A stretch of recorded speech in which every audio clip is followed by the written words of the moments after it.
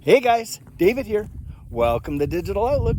In today's video, we're going to talk about some crypto regulations with some serious implications that you're going to want to know about. But before we do, if you'd hit that like and subscribe and tell your friends and family so we can get this information out to as many people as possible, that would be fantastic.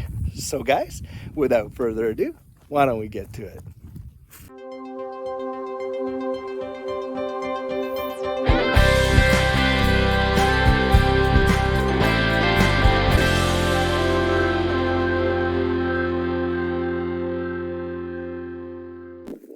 So guys, this is a major deal, what we're about to talk about right now, and way beyond coffee chat status, so I had to get this out.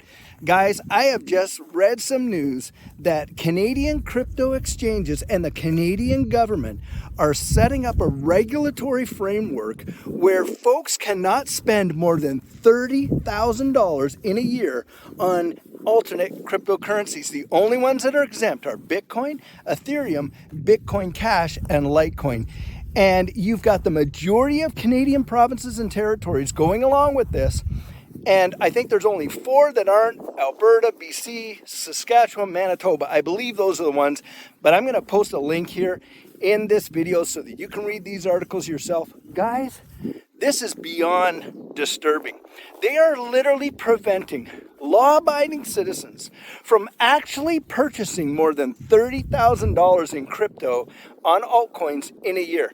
And guys, this is completely counter to what the whole idea of crypto is in the first place. But guys, the reason they're doing it is because they want to set up a new regulatory framework for the issuance, in preparation for the issuance of their central bank digital currency, and they're saying to provide more regulatory security in the system. Well guys, we can see the handwriting on the wall, and it reminds me, guys, of the whole accredited investor situation, whereby folks that have $1 million in liquid assets over and above their principal residence have access to markets that the rest of folks don't.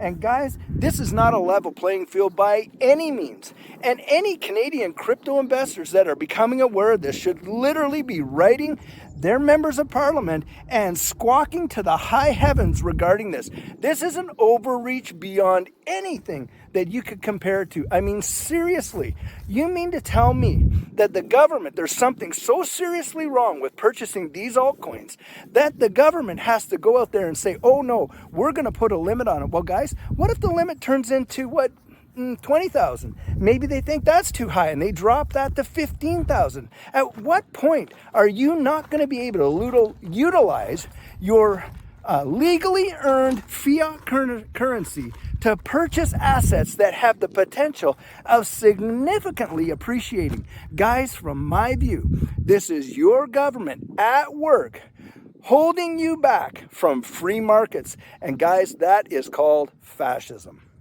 Now guys, as you can tell, this has got me a bit worked up.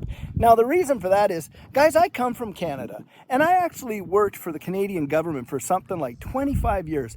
And the Canada that I knew was a Canada that believed in liberty, believed in the freedom, believed in the pursuits of a person's own happiness. And this, guys, is such an affront to all of those values that it has to be addressed.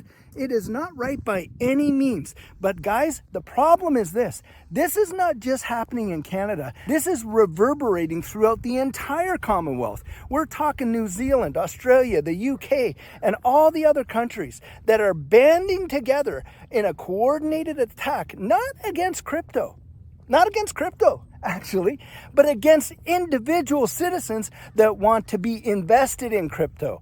This is putting restraints on you to exercise your free rights as a citizen. I mean, come on, it's not like you're going out there and buying kilo bags of cocaine and putting that in your garage. You're investing in a digital asset space, one of the most newest asset classes that has come on the scene in probably the last 500 years, and they are working to limit your ability to actually be engaged in it. Guys, don't miss this. Be serious about this. our opportunities are being slowly dwindled, and you may end up seeing in very short order a situation where, yeah, you can invest in it, but not in any significant quantity that is going to be life-changing wealth at the end of the day for you. And I'm telling you guys, the door of opportunity seems like it's closing very fast and very hard. So guys, what can we really do?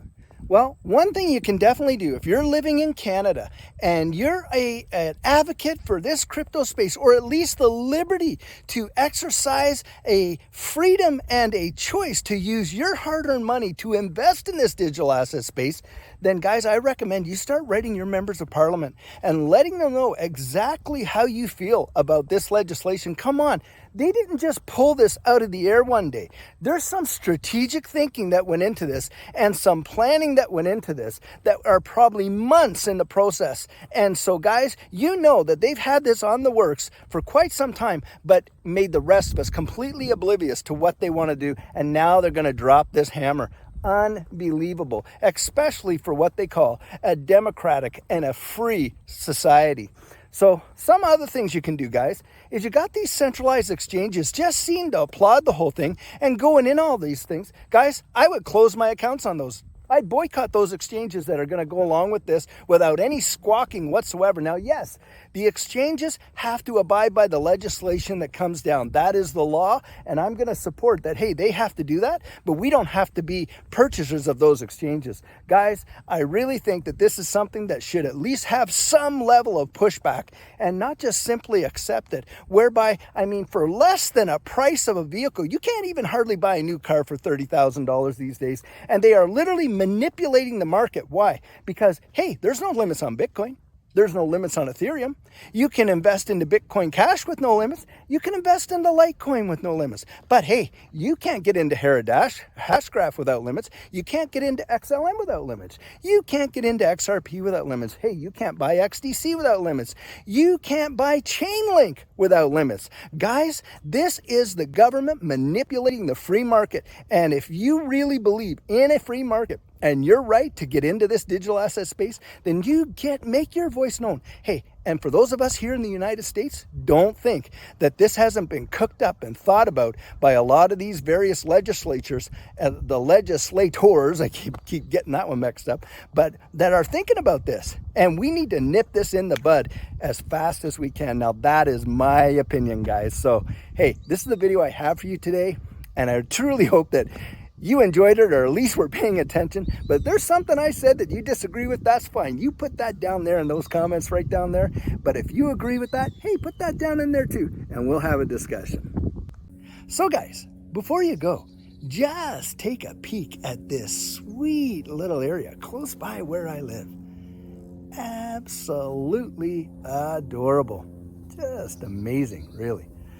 So guys, as you know, I'm not a financial advisor, and this isn't financial advice. But if you found value in it, if you'd hit that like and subscribe, I'd appreciate it. And guys, don't forget to hit that notification bell so you don't miss out on any of the videos that we have going out. And guys, if you're watching but you haven't yet subscribed, would you do the channel a favor and join this community? We would really love to have you on board. So guys, in the meantime, and in between time, stay safe, be blessed, and I'll catch you in the next one.